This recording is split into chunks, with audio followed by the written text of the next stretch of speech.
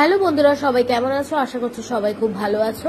তো প্রথমেই দেখো এখানে আমি পলিশ পরিয়ে নিয়েছি 2 কোট, তার উপর দিয়ে দেখো একবারে টপ কোট পরিয়ে নিচ্ছি। গ্লসি টপ কোট পরানোর পরে তারপরে দেখো এখানে আমি সেটাকে কিওর করে নিয়েছি। কিওর করার পর দেখো এখানে আমি আস্তে আস্তে করে কার্ভিং জেলটাকে ফোমের ওপর দিয়ে শেপ করে করে আস্তে আস্তে এটাকে বসাচ্ছি, বইয়ের শেপ দিচ্ছি। বইয়ের 4টে কোনা এখানে আমি করব। প্রথমে দেখতেই পাচ্ছ একটা পাশ করে নিচ্ছি কিভাবে, ভালো করে শেপ দিয়ে নিচ্ছি প্রত্যেকটা, এবং তারপরে আস্তে আস্তে 4টে কোনা আরো করে নেব। মিডিলে একটা যেরকম বইয়ের শেপে মিডিলে একটা ভাঁজ থাকে, তো সেই জিনিসটা করে নিচ্ছি।